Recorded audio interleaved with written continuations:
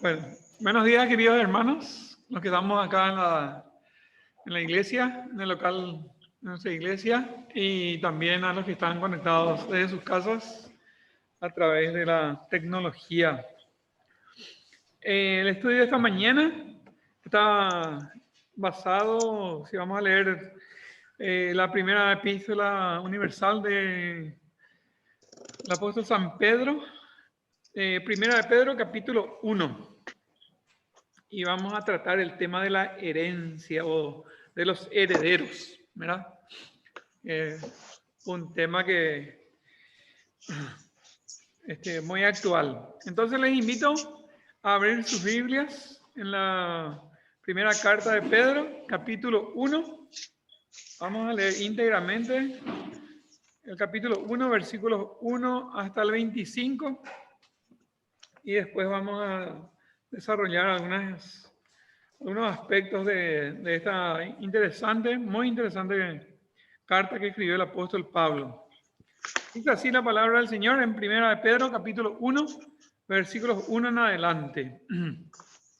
Pedro, apóstol de Jesucristo, a los expatriados de la dispersión en el Ponto, Galacia, Capadocia, Asia y Bitinia, elegidos según la presciencia de Dios, Padre en santificación del Espíritu, para obedecer y ser rociados con la sangre de Jesucristo.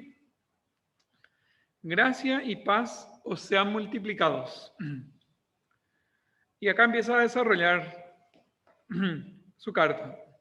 Bendito el Dios y Padre de nuestro Señor Jesucristo, que según su grande misericordia nos hizo renacer para una esperanza viva por la resurrección de Jesucristo de los muertos, para una herencia incorruptible, incontaminada e inmarcesible, reservada en los cielos para vosotros, que sois guardados por el poder de Dios mediante la fe para alcanzar la salvación que está preparada para ser manifestada en el tiempo postrero, en lo cual vosotros os alegráis, aunque ahora, por un poco de tiempo, si es necesario, tengáis que ser afligidos en diversas pruebas, para que sometida a prueba vuestra fe, mucho más preciosa que el oro, el cual, aunque perecedero se prueba con fuego, sea hallada en alabanza, gloria y honra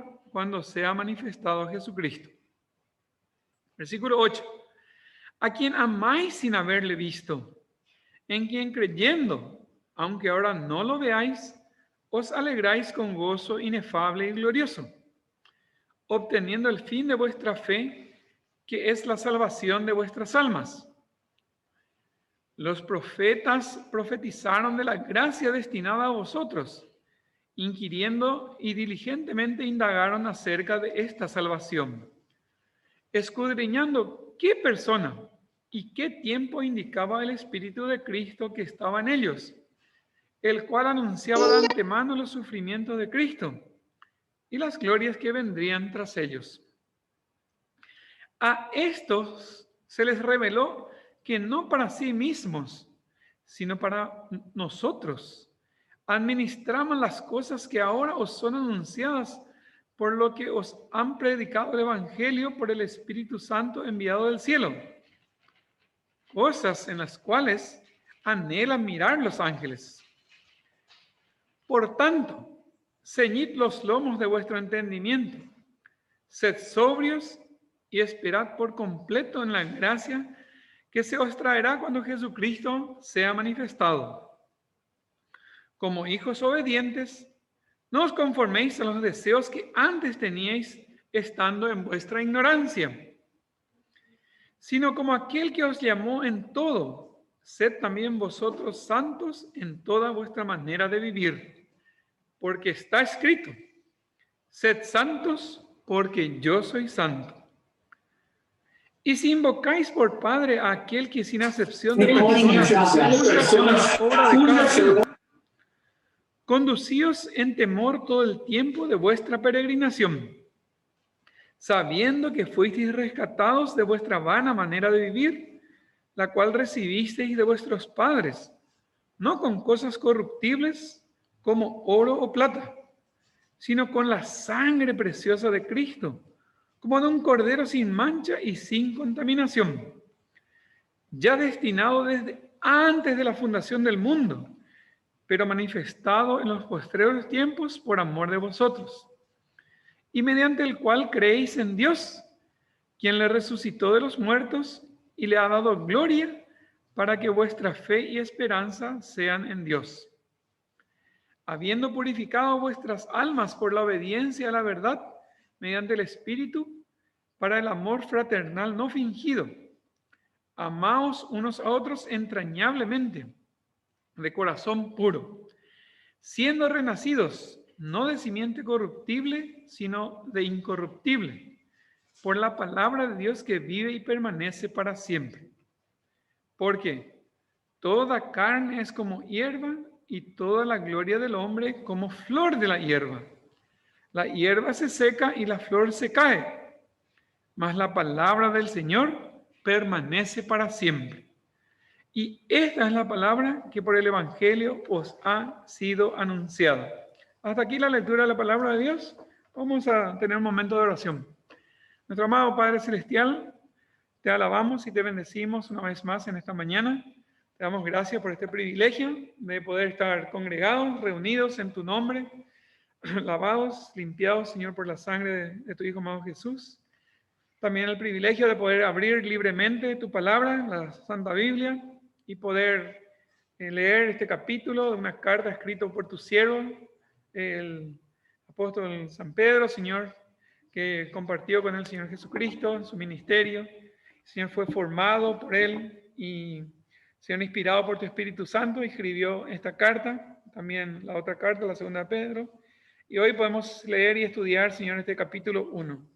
Pedimos, Señor, que tú nos des sabiduría, entendimiento, que toques nuestro corazón, nuestra mente, para inquirir y poder extraer algunas verdades espirituales que nos ayuden, Señor, en nuestro caminar diario, Señor, mientras caminamos aquí en esta tierra como extranjeros y peregrinos, como dice el Señor, como dice Pedro en su escrito, Señor. Te entregamos este culto en el nombre de Jesús. Amén. Muy bien. Aquí Pedro escribe dos cartas realmente. Dice epístola universal porque está dirigido a todos los creyentes, aunque en la primera parte dice que estaba dirigida en forma, digamos, primaria o especial a los judíos de la dispersión, los judíos que después de la muerte del Señor Jesucristo, un año después, habían sido dispersados de Judea, ¿verdad? Y de todo Israel, habían sido esparcidos a otros territorios. Acá señala el Ponto, Galacia, Capadocia, Asia y Bitinia. Pero también dice el apóstol Pedro en el segundo versículo de que esos cristianos, ¿verdad? Judíos que habían aceptado a Jesús como su salvador personal y que algunos por causa de su fe habían sido esparcidos, no todos, la dispersión fue la que alcanzó a todos. Dice que fueron elegidos según la presciencia de Dios. Dice. Entonces, repito que la palabra es presciencia, no es presencia. Entonces, subrayamos esa palabra que Pablo estaba hablando de la presciencia de Dios y no de la presencia. No es que estaba presente Dios, sino el preconocimiento que Dios tiene de cada uno de nosotros. ¿Verdad? Acá esta palabra nos indica que Dios antes, o sea, tiene un conocimiento de cada uno de nosotros desde antes de la fundación del mundo, dice, que fuimos elegidos. Y que Dios es Padre en santificación del Espíritu y les saluda con gracia y paz, o sea, multiplicados, ¿verdad? Qué lindo saludo, ¿verdad? Que alguien nos desee al entrar, al escribirnos o al empezar una conversación, que diga gracia y paz, o sean multiplicadas. Tanto se necesita la gracia de Dios y la paz cada día de nuestras vidas. Y empieza a desarrollar su tema y dice Pablo acá, bendito el Dios y Padre de nuestro Señor Jesucristo, que según su grande misericordia nos hizo renacer para una esperanza viva por la resurrección de Jesucristo de los muertos, ¿Y para qué? Para una herencia, ¿verdad? Dios dice acá, Pablo dice que primero agradece al Padre de Jesucristo, al Dios y Padre de nuestro Señor Jesucristo, que mira, en su misericordia nos hizo renacer. El cristiano, el creyente que recibió a Jesús como su Salvador personal, como estuvimos estudiando la vez pasada, ¿verdad? En domingos anteriores, el hermano Francisco estuvo hablando del volver a nacer, ¿verdad? Basada en el libro de Juan, el Evangelio de Juan, ¿verdad? La entrevista que tuvo Nicodemo con Jesucristo, donde Dios le dijo, es necesario nacer de nuevo, ¿verdad? Y acá Pedro también menciona ese mismo concepto. Nos hizo renacer para una esperanza viva. Y me hace recordar una frase que enseñaba un hermano, así predicaba, era muy conocido en los clubes bíblicos de Palabra de Vida hace mucho tiempo. Decía el hermano, el que nace una vez, dice, muere 2 veces. Y el que nace 2 veces, muere una sola vez. A ver, se hablan de los antiguos, de los jóvenes, que éramos jóvenes en su momento, recordamos eso. El que nace una sola vez, muere 2 veces, ¿verdad?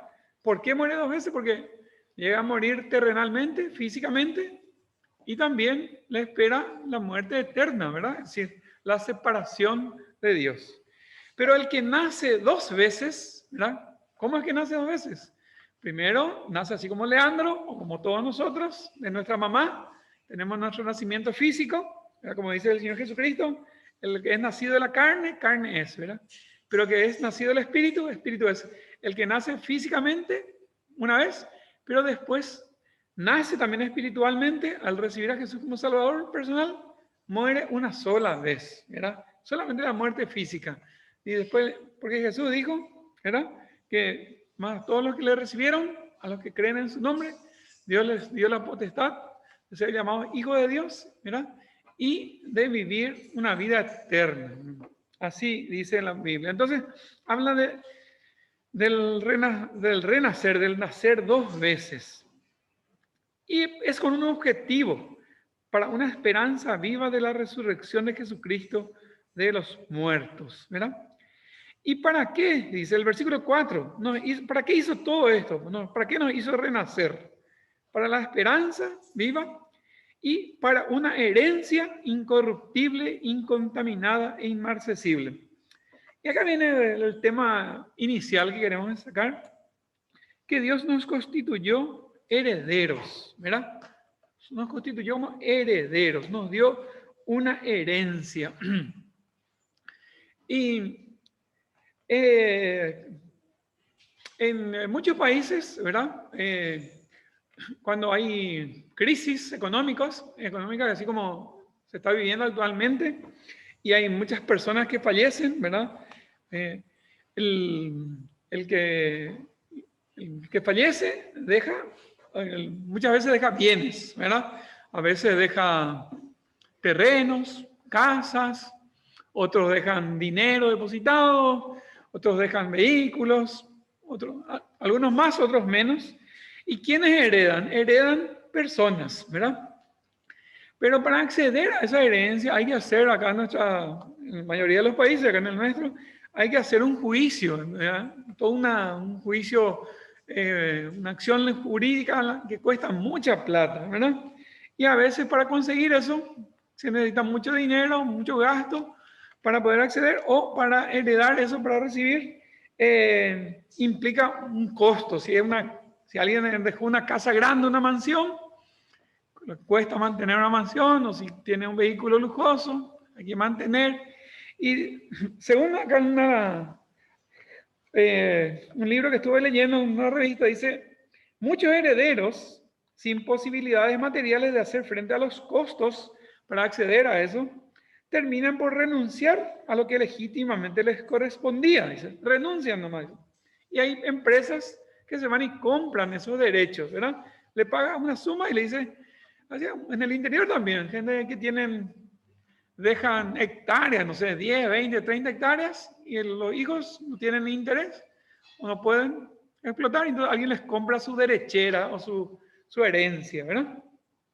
¿Y qué pasa? Terminan por renunciar a lo que les corresponde y finalmente serán otros los que disfrutan de su patrimonio, ¿verdad? Pero acá la Biblia nos presenta o nos presenta algo totalmente distinto. Nos describe, nos dice que nosotros somos herederos de algo que no merecíamos, ¿verdad? Nosotros, los creyentes, los que hemos recibido a Jesús como Salvador personal y todas las personas que tienen esa posibilidad, dice, recibimos algo que no nos pertenece, nos asegura el acceso a una recompensa o una herencia, como dice acá, incorruptible, incontaminada e inmarcesible. Pero lo notable de aquí, aunque no lo diga acá, es que esa herencia recibimos sin merecer, sin haber hecho nada para merecer. Ninguno de nosotros, los cristianos, ni de los primeros convertidos a través de toda la historia y los que estamos en este mundo actualmente, hemos hecho nada para merecer esa herencia que Jesucristo nos ofrece. Acá dice, bendito el Dios y Padre de nuestro Señor Jesucristo, que según su grande misericordia, así por su misericordia, primero nos hizo renacer para una esperanza viva y para una herencia incorruptible, incontaminada e inmarcesible. Es decir, esa herencia que recibimos al recibir a Jesús como Salvador personal es algo que puramente por la misericordia, por la gracia de Dios, no hemos hecho nada, no podemos hacer nada para merecer toda esa herencia que el Señor nos ofrece. Dice, y esa herencia tiene tres características. Dice que es incorruptible, incontaminada e inmarcesible, reservada en los cielos para vosotros, dice acá Pablo, ¿verdad? Para vosotros, es decir, para nosotros. Bueno, esas tres características, incorruptible, ¿qué significa? ¿Verdad? Incorruptible. Incorruptible es que no se puede corromper, ¿verdad? No se puede corromper, no se puede contaminar esa herencia. Es también incontaminada, ¿verdad? No se puede contaminar, no se puede... la herencia que Dios ofrece al cristiano, al creyente, tiene estas tres características.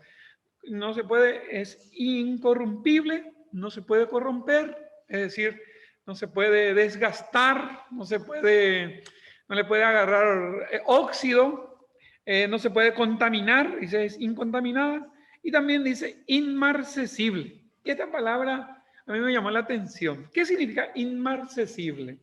¿Verdad? Y yo busqué y anoté acá en mi Biblia qué significa inmarcesible. Dice, inmarcesible que no se puede marchitar. No se puede marchitar significa. Cuando pensamos en marchitar, ¿en qué pensamos? ¿En una fruta o una flor? ¿Verdad? ¿Y será que las frutas o las verduras o una flor no se puede marchitar? Lo normal es que se marchiten, ¿verdad? Que nacen, están, florecen a la planta, pero después de un tiempo se marchitan. Para evitar que se marchiten, ¿qué suele hacer la gente cuando alguien, por ejemplo, qué sé yo, si Chocho le regaló a Seila cuando era novio una flor, un clavel, una rosa, a Julio, a Claudia? ¿Qué hacen las chicas para guardar? Y no sé, ¿qué hacen con esa flor? Julio. Ahí está, se nota, se nota en la casa, ponen en medio de un libro, ¿verdad? ¿Y qué pasa? ¿Y el libro que hace una ladera? ¿Qué puede? ¿Por qué? ¿Qué pasa así cuando ponen en medio de un libro? Se ponen la flor en medio de un libro y por más que se marchita, es decir, que pierde su, no sé, su textura, así, se queda conservada, ¿verdad? Y puede conservarse por muchos años, ¿verdad? Entonces es inmarcesible, pero la herencia que el Señor Jesús, el Dios y Padre, nuestro Señor Jesucristo, nos ofrece es inmarcesible, no se puede marchitar, ¿verdad? Esa es, dice, acá, entonces, en estos primeros versículos, Pedro nos dice, ¿verdad? Expresa un cántico de gratitud que el Dios y Padre de nuestro Señor Jesucristo, que es el que produce la regeneración, el hacer renacer del creyente, nos ha hecho nacer de nuevo, nos ha preparado una herencia, y también dice el versículo 5, que sois guardados por el poder de Dios mediante la fe. Entonces, la tercera cosa que Dios hace, nos protege con su poder, y por lo tanto, por estas tres cosas, ese Dios y Padre es digno de ser alabado, ¿verdad? Es digno de ser alabado y merece la gratitud nuestra. Y presenta tres conceptos, ¿verdad? Tres conceptos acá. Dice, a vosotros que sois guardados por el poder de Dios mediante la fe. ¿Para qué? Para alcanzar la salvación que está preparada para ser manifestada en el tiempo postrero. Es decir, cuando la persona recibe a Jesús como Salvador personal, ¿verdad? Y se produce ese nuevo nacimiento, la persona es heredera de esa salvación, ¿verdad? Ya recibe, ¿verdad? Pero se va a manifestar en un tiempo más adelante, dice acá.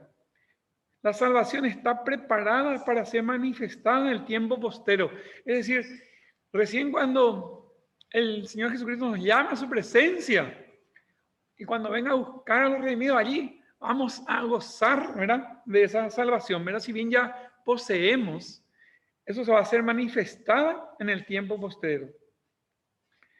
Y dice acá el apóstol, por medio de la esperanza, anticipamos un legado indestructible obtenido a través de la resurrección de Cristo, ¿verdad? ¿Cómo? A través de ese nuevo nacimiento, ¿verdad? Es algo espiritual, ese renacer que está hablando en el versículo 3, y también en el versículo 23 dice, siendo renacidos, no de simiente corruptible, sino de incorruptible, por la palabra de Dios que vive y permanece para siempre. Es decir, este renacer, este nuevo nacimiento que gozamos los creyentes, es algo espiritual, ¿verdad? Que como se explicó ya la vez pasada, no es, como le dijo el Señor Jesucristo, el que es nacido de carne, carne es, el que es nacido del espíritu, espíritu es. Y acá dice, por la palabra de Dios que vive y permanece para siempre. Y esto es puramente, dice acá, por la misericordia de Dios. O sea, es sublime y es inmerecida, ¿verdad? No podemos hacer nada para merecer esto. Todo esto encontramos, o la raíz de todo esto dice que es por la obra que Jesús hizo en la cruz del Calvario, ¿verdad? Lo habitual es que una herencia sea formalizada tras la muerte del testador. Es decir, para recibir la herencia, normalmente lo que ocurre es que tiene que morir primero alguien, el que deja su testamento, o fallece, parte primero y después se recibe la herencia tras la muerte del testador. Sin embargo, esta herencia que nosotros recibimos, que está disponible para todos los creyentes, está basada en la resurrección de Cristo. Dice acá, bendito el Dios y Padre de nuestro Señor Jesucristo, que según su grande misericordia nos hizo renacer para una esperanza viva no dice por la muerte, por la resurrección de Jesucristo de los muertos. Esa herencia que recibimos tiene su garantía en la resurrección de Jesucristo de los muertos. Si Jesucristo moría así como murió y no resucitaba, iba, como dice Pablo más adelante, ¿verdad? Iba a ser vana nuestra fe, ¿verdad? Pero esta herencia está prometida y podemos recibir, está basada en la resurrección de Jesucristo de los muertos, ¿verdad? En lo relativo a la salvación, es la realidad de un Cristo vivo la que valida y garantiza la transmisión de esta herencia para nosotros. Es la resurrección de Cristo. Y el premio o la herencia se describe con tres adjetivos que mencionamos ya, ¿verdad? Incorruptible, incontaminada e inmarcesible. Dice que esa expresión inmarcesible deriva de un término usado para referirse al amaranto. ¿Qué pico es el amaranto? El amaranto dice que es una flor también conocida como perpetua. Dice que existe, yo no conozco, ¿verdad? Pero existe una flor que se llama amaranto, una flor conocida como perpetua, muy apreciada en la antigüedad, dice, y que representaba la idea de algo que no se marchita ni se estropea. Pero acá Francisco ya nos dio la técnica, así que chicas, si tienen esa flor que les regaló su novio o su marido, guarden en medio de un libro, ¿verdad? Se va a secar allí, pero va a estar ahí casi inmarcesible. Pero también nos habla el apóstol Pedro de otra herencia, ¿verdad? De otra herencia nos habla de la fe, dice. El apóstol acá delimita quiénes son los que son beneficiados con esta herencia. Y dice acá el versículo 5, que sois guardados por el poder de Dios mediante la fe para alcanzar la salvación que está preparada para ser manifestada en el día postrero. Si bien está disponible para todos esta herencia, ¿quiénes son los beneficiarios? ¿Verdad? Los agraciados por esto. Los que sois preservados por el poder de Dios mediante la fe. Es decir, si bien está disponible para todos, el que recibe esa herencia de esa salvación son aquellos que ejercitaron la fe genuina en Jesucristo. Es decir, una fe salvífica. Es decir, que no solamente saben que Jesucristo vino a este mundo, que saben que vivió, que predicó durante 30 años, que saben que murió en la cruz del Calvario, que resucitó, sino aquellos que se apropiaron de esa salvación, de una fe salvífica que puede salvar, que puede obrar. El futuro está garantizado para todos los que poseen ese tipo de fe, ¿verdad?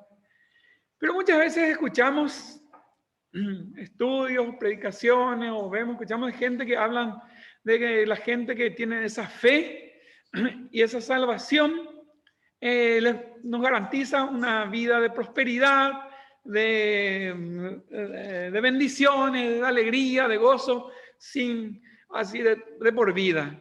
Y en realidad acá el apóstol Pablo presenta que esa fe muchas veces implica pasar dificultades o aflicciones. Nos dice que, vamos a leer lo que dice Pablo, mediante la fe para alcanzar la salvación que está preparada para ser manifestada en el tiempo postrero, en lo cual vosotros os alegráis. Es decir, por supuesto que esa fe salvífica nos alegra, nos hace gozo de saber que somos salvos. Aunque ahora, por un poco de tiempo, si es necesario, tengáis que ser afligidos en diversas pruebas. La fe verdadera normalmente es probada, ¿verdad? ¿Y cómo se prueba? Es afligidos en diversas pruebas. Es decir, la fe que nos enseña la Biblia, ¿verdad? No es ajena a las diversas pruebas y luchas de la vida terrenal, sino que es perfeccionada por medio de esas aflicciones. El sufrimiento es parte de nuestro universo, de la vida que vivimos. Y la persona que realmente dice ser creyente, ¿verdad? Sabe que vivimos en un mundo caído y que llegan a nuestra vida en algún momento o frecuentemente o cada tanto llegan pruebas, dificultades o aflicciones, como dice acá. Por un poco de tiempo, si es necesario, tengáis que ser afligidos en diversas pruebas.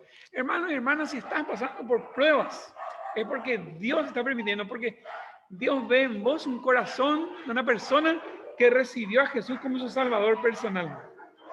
Acá tenemos un concierto de perros que hacen la competencia. Vamos a esperar un ratito. Gritaba más fuerte que yo. Pero bueno, vamos a volver. Bueno, dice, además de enfrentar las inclinaciones de nuestra propia carne, ¿verdad? Y de tal vez las presiones de los semejantes, el creyente también, dice, a veces sufre embestidas del diablo y sus huestes, ¿verdad? Todo antes de gustar una salvación que está lista y a la espera de ser descubierta. Dicen. Entonces, hermanos, si estás pasando por dificultades, si te enfermaste, si perdiste tu trabajo, si como algún hermano acá nos enteramos que se cayó de su moto, se rompió el brazo, otro se enfermó, otro pasó por algún tipo de prueba, es porque Dios está permitiendo pruebas en tu vida para hacer crecer tu fe. Y acá compara con un proceso que es el oro. Dice, tengáis que ser afligidos en diversas pruebas, para que sometida a prueba vuestra fe, mucho más preciosa que el oro, el cual el oro, aunque perecedero, se prueba con fuego, sea hallado en alabanza, gloria y honra cuando sea manifestado Jesucristo. Entonces, de la misma manera en que el oro, ¿verdad? Tiene, para descubrir que no esté contaminado, es probado por el fuego, dice. La fe genuina es aquella que resiste la prueba de fuego y desemboca, tiene como consecuencia, alabanza, gloria y honor al ser protegida y separada y probada para ese fin, y por tanto siendo ratificada en la venida del Señor Jesucristo. Así enseña acá el apóstol Pablo, sea hallada en alabanza, gloria y honra cuando sea manifestado Jesucristo. Pedro también presenta acá una expresión que nos habla del gozo, Dice, a quien amáis sin haberle visto, en quien creyendo, aunque ahora no lo veáis, os alegráis con gozo inefable y glorioso. Un aspecto importante de la fe es que creemos sin haber visto, ¿verdad? Así como Jesús le dijo a Santiago, creo que le dijo, ¿verdad? Que no tocó sus llagas y le dijo, bueno, bienaventurados los que no vieron y creyeron, ¿verdad? La fe viene por el oír y por el oír la palabra de Dios. Esa fe sin haberle visto, dice, en quien creyendo, aunque ahora no lo veáis, dice, os alegráis con gozo inefable y glorioso, obteniendo el fin de vuestra fe, que es la salvación de vuestras almas. Aquí Pedro presenta un aspecto de la salvación que es el gozo. Y todo otra vez, este gozo viene otra vez de la certeza de la resurrección de Jesucristo, ¿verdad? ¿Por qué? Porque la resurrección de Jesucristo nos proporciona una esperanza viva que irradia un profundo gozo en aquel que ha nacido de nuevo.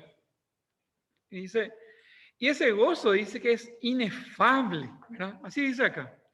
Os alegráis con gozo inefable y glorioso. El gozo del creyente de haberle conocido a Jesús como Salvador tiene estas dos características. Es inefable y también glorioso. Ahora, ¿qué significa la palabra inefable? ¿Qué significa inefable? A ver, ¿alguien alguna vez buscó en el diccionario o escuchó? ¿Qué significa inefable?